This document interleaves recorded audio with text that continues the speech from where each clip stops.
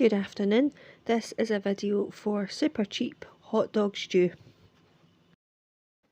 This is a super cheap dinner recipe that can feed a few people or a big crowd depending on your circumstances, and what's so great about it is it's very adaptable. So you don't need to use hot dogs in this, you can use any meat that you have. You can cube up chicken meat, you can use mince, you can use sausages cubed up. I've used hot dogs because they were super cheap. We got these hot dogs for this recipe out of the reduced, so I think they were about 10p a packet. But you could leave out the meat altogether if you didn't want meat in it, and you can just bulk it out with beans, vegetables that you have about the house that need used up. It can also be like a leftovers meal, so if you have leftover peas or leftover sweet corn, anything like that can be chucked in this as well, so it's really adaptable. In this recipe I've used mixed beans, sweet corn, half a green pepper, half a yellow pepper and half an onion. As I've said, you can change these ingredients to suit yourself, and you can use up leftovers if you have any. And the great thing about this is they used to use a recipe similar to this to feed crowds of people at soup kitchens back in the Great Depression time, and also after that with homeless kitchens and things.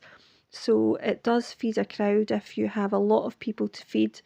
You can chop up the meat quite small, and you can bulk this out with beans, sweet corn, peas, carrots, whatever you have to hand. So that's what's really great about it. So as I've said, we've used half an onion chopped up nice and small, half a yellow pepper chopped up nice and small also, and half a green pepper chopped up small. You could also use chili peppers in this if you prefer to. It depends if everyone who's going to be eating it likes a lot of chili flavour or not. The people eating this one do not like a lot of hot spice, so that's why I've just used normal peppers. But as I said, it's very adaptable, so just change it to suit your needs. So the first thing I've done is put some oil into the pot and sauteed the onions and the peppers together in the oil. And then we have the frankfurters. As I said, these were very cheap for us, 10p packets from the reduced. Whatever meat you can get in the reduced, it will save you a lot of money. So if you can find chicken or sausages or something like that, you can also use that for this recipe. I've just sliced these up. If you have more people to feed, you can quarter the slices as well to make them even smaller and bulk them out a bit more. It just means that everybody gets a little bit of meat in there. The more people you have to feed, the smaller you chop it up, the further it goes. That's what I'm trying to say. Add these to your pan with your onions and peppers and let them cook for a little while. If they're smoked sausages, it means that the smoky flavour goes through the onions and peppers and it gives the pasta dish a much nicer flavour. So I just let these cook for a few minutes, about 10 minutes usually. To give it a bit more flavour, I've added some herbs and spices. The first one was basil, and then I've added some thyme, and I've added some mixed herbs, and then I've added some garlic powder because we didn't have fresh garlic, and I've added some salt to taste. Don't add too much salt because you can always adjust it at the end if you need to, and a sprinkle of black pepper. And then I've added a stock cube which I've just crumbled into the mix at this point. I've not added any water, just crumble the stock cube in and melt it through the mix that way. And I'm just combining it all in the pot and letting it cook for a few minutes with the herbs in there. And then I've added a can of chopped tomatoes. Any chopped tomatoes will do, even if you have fresh ones from the garden, you can use those as well. I've mixed that through and let the tomatoes cook, and then I've added some mixed beans which we had left over, so they were in the fridge in a bowl, so I've just chucked those in there, and that's just to bulk out the pasta dish. And then we had some leftover sweet corn in a bowl, so I have added that into the mix as well, again just to bulk it out and give it some more vegetables for some more goodness. So I've added that in, mixed it all together and combined it, and then let that cook for a few minutes. And then I've added macaroni pasta. You can use any pasta shapes. I just had macaroni in the cupboard and I find that macaroni cooks a bit quicker than some of the bigger pasta shapes. But like I said, it's very adaptable, so just add in whatever you have. For this recipe I used 1.5 500-gram bags. But again, you can add in as much or as little as you need to, depending on how many people you're feeding. I mix all the dry pasta through the sauce that I've already made and make sure it's all coated in the sauce before I add boiling water. So you just adjust the boiling water to suit how much pasta you're using for yourself and your own needs. In this recipe I've used about 750 grams of pasta and about 1.8 litres of boiling water.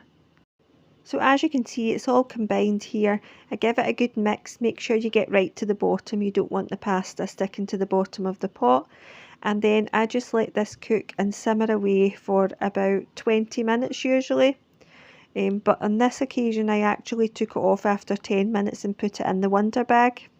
If you don't have a Wonder bag, that's fine. What you can do is let the pasta boil for about 10 minutes on the stove and then just turn the heat off and put the lid on the pot and leave it, and it will soak up the rest of the water, and when you come back later on it will be absolutely fine to eat. The same effect happens with the Wonder bag, so it all works out the same in the end, and this is what it looks like when it's finished. Once it's fully cooked through, you can add grated cheese to this if you have some and you want it. You could add chilli to it if someone prefers chilli. You can add in whatever flavour you want after that, and make sure that your salt and pepper is adjusted to your own taste as well. And as I said, the great thing about this is it's so adaptable.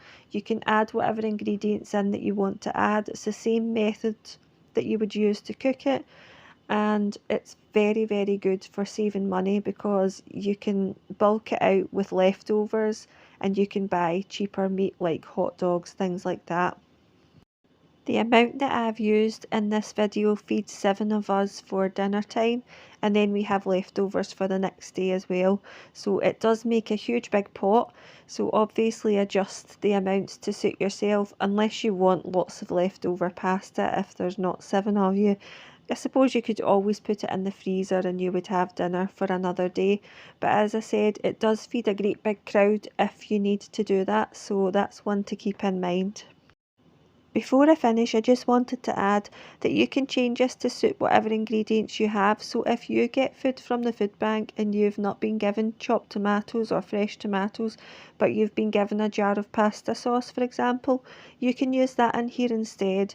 If you don't have herbs and spices to add to this, just use salt and pepper if that's all you have. When they made this in soup kitchens and the Great Depression or for the homeless people, they didn't have a lot of ingredients, so they just used whatever they had been given or whatever they could source. If you can source wild herbs even, you can use them, or maybe even grow your own. I really hope you've enjoyed the video and I hope you'll give the recipe a try. Hopefully it will save you some money, and also hopefully it'll keep some people well fed during these difficult times. Thanks for watching. Take care.